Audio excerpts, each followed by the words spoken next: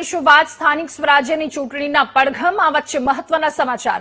ગુજરાતની સ્થાનિક સ્વરાજ્યની ચૂંટણીને રોકવા સુપ્રીમ કોર્ટમાં અરજી કરી છે। પાટીદાર નેતા દિનેશ બાંભણિયાએ સુપ્રીમ કોર્ટમાં અરજી કરી ચૂંટણી રોકવા માટે અનામતને પડકારતી અરજી કરવામાં આવી છે। આવતીકાલે સુપ્રીમ કોર્ટમાં સુનાવણી હાથ ધરવામાં આવશે।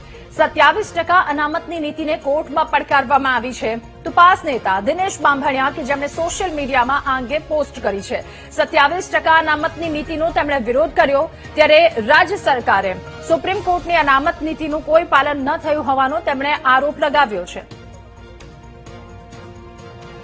27% અનામત જે છે તેને પડકારવામાં આવી છે સુપ્રીમ કોર્ટની અંદર અને સ્થાનિક સ્વરાજની જે ચૂંટણીઓ છે તેને તાત્કાલિક રોકવાની માંગ સાથે સુપ્રીમ કોર્ટની અંદર અરજી કરવામાં આવી છે। પાસ નેતા દિનેશ બાંભણિયા આપણી સાથે જોડાયા છે, તેમની સાથે સીધી વાતચીત કરશું। દિનેશભાઈ, અરજી કરવામાં આવી, લાંબા સમયથી આ અરજી કરવાની તૈયારી હતી, આ પહેલા પણ તમે કહ્યું હતું, ફાઇનલી આવતીકાલે તેના ઉપર સુપ્રીમ કોર્ટની અંદર ચર્ચા થવાની છે। શું અરજી કરવામાં આવી છે અને શા માટે કરી છે આપણે? નામદાર ગુજરાત હાઈકોર્ટમાં અમે 27% અનામતની નીતિ સામે અને ઝવેરી કમિશનનો રિપોર્ટ રાજ્ય સરકાર પ્રસિદ્ધ કરે એના માટે અપીલ કરી હતી, પરંતુ ત્યાં તારીખો પડવાના લીધે અમે સુપ્રીમ કોર્ટમાં અરજી દાખલ કરી છે, કારણ કે રાજ્ય સરકારે ચૂંટણી જાહેર કરી છે અને સ્થાનિક સ્વરાજની અંદર બિન અનામત વર્ગની જે સીટો છે એની અંદર અનામત સીટો ફાળવી દેવામાં આવી છે। એ અમારો એક મુખ્ય પોઈન્ટ છે। અને બીજી બાબત એ છે કે 27% અનામતની જે નીતિઓ છે એ સુપ્રીમ કોર્ટની ગાઈડલાઈનની કમ્પ્લીટ વિરુદ્ધમાં અહીંયા રાજ્ય સરકાર દ્વારા કરવામાં આવી છે, એટલે અમે અનામત નીતિને પણ પડકારી છે અને સાથે સાથે રાજ્ય સરકાર આ ચૂંટણી રોકે અને જે અનામતની નીતિ છે એને કાયદાકીય રીતે અમલવારીમાં લાવે પછી જ ચૂંટણી કરે એવી અમારી સુપ્રીમ કોર્ટમાં અરજી દાખલ કરી છે। રાજકીય પક્ષોએ અત્યારે તમામ ચાલુ કરી દીધી છે, ચૂંટણીમાં કોને ટિકિટ મળશે, કેટલી ટિકિટ ભારતીય જનતા પાર્ટીનું જોયું છે, આપણે કોંગ્રેસે પણ જોયું છે, ત્રીજો પક્ષ છે તેને પણ જે ટિકિટો છે તેની જાહેરાત કરી દીધી છે। ગઈકાલે રાત્રે આપણે એક ટ્વીટ કર્યું હતું કે ભાઈ બિન અનામત જે બેઠકો છે ત્યાંના જે સામાન્ય ઉમેદવારો છે તેમને જ આ ટિકિટ આપવામાં આવે, નહીંતર વિરુદ્ધમાં જે છે તે અપીલ કરી કે વિરુદ્ધમાં મતદાન થશે। શું કારણ આ કરવું પડ્યું? આપણે હું જણાવું કે અનામત નીતિનો અમે ક્યાંય પણ વિરોધ નથી કરી રહ્યા। રાજ્ય સરકાર અથવા નામદાર સુપ્રીમ કોર્ટે જે અનામત નીતિ અમલમાં લાવવાની વાત કરી છે તેને ઘોડીને પી જવાની પદ્ધતિ આ ચૂંટણીમાં જાહેર થઈ છે। બિન અનામત વર્ગની જે સીટો છે તેની અંદર અનામત સીટો ફાળવી દેવી અને અનામતની જે સીટો છે તેને સામાન્ય વર્ગમાં રાખીને બંને સમાજો વચ્ચે વર્ગ વિગ્રહ ઉભો થાય, બંને સમાજોને અન્યાય થાય એ પ્રકારની જે સીટોની ફાળવણી રોસ્ટર ક્રમાંક જાહેર કરવામાં આવ્યું છે તેને લઈને અમે ચૂંટણી પંચની સામે સુપ્રીમમાં ગયા છીએ। બીજી બાબત એ છે કે સ્વાભાવિક રીતે મારો હક છીનવાતો હોય તો લોકશાહીની અંદર મારે એ મતદાનનો બહિષ્કાર પણ કરવાનો મને બંધારણીય અધિકાર છે અને એનો વિરોધ કરવાનો પણ મને અધિકાર છે।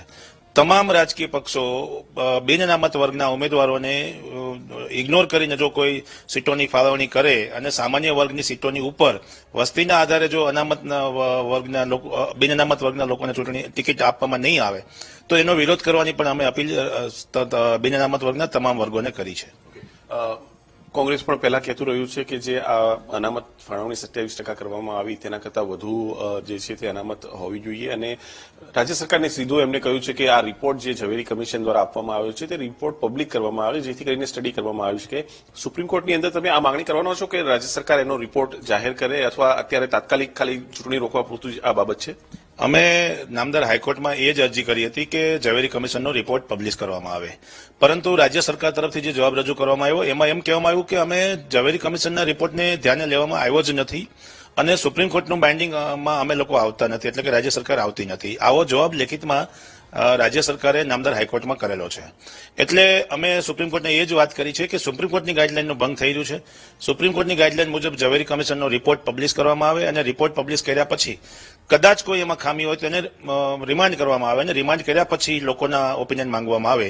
આ રીતની જે સુપ્રીમ કોર્ટે ગાઈડલાઈન આપેલી છે તેની અમલવારી થઈ નથી, એટલે જ અમે સુપ્રીમ કોર્ટમાં ગયા છીએ કે 27% અનામત નીતિ સામે અમને કોઈ વાંધો નથી, પણ એની ફાળવણીને લઈને જે પ્રોબ્લેમો ઉભા થયા છે અથવા કોઈ સર્વે કરવામાં આવ્યો નથી, કોઈ વસ્તીના આંકડાઓ લેવામાં આવ્યા નથી, તો અનામત નીતિ કઈ રીતે ટકાવારીમાં ડિક્લેર કરી શકાય અને ખાસ કરીને જે પેસા એક્ટમાં આવતા આદિવાસી એરિયાના જે 9 જિલ્લાઓ છે એની અંદર પણ અનામત નીતિ દાખલ કરવામાં આવી છે, એટલે આ પેસા એક્ટનો પણ અમુક જગ્યાએ ભંગ થયો છે।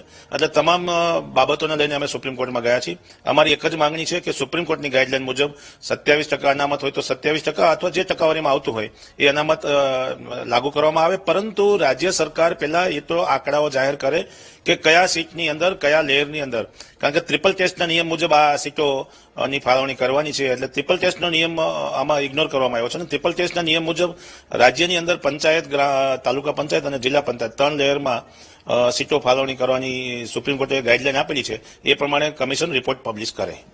તો દિનેશભાઈ, આવતીકાલે આ સુપ્રીમ કોર્ટની અંદર ચર્ચા થશે અને તેમની માંગણી છે કે જે રોસ્ટર પદ્ધતિથી જે બેઠકોની ફાળવણી થઈ છે તેની અંદર સમીક્ષા કરવામાં આવે અને ખાસ જે 27% અનામત લાગુ કરી છે તેનાથી વિરોધ નથી, પરંતુ જે રિપોર્ટ આપ્યો છે ઝવેરી કમિશનને તેને પણ જાહેર કરવામાં આવે જેથી કરીને તેની સમીક્ષા થઈ શકે.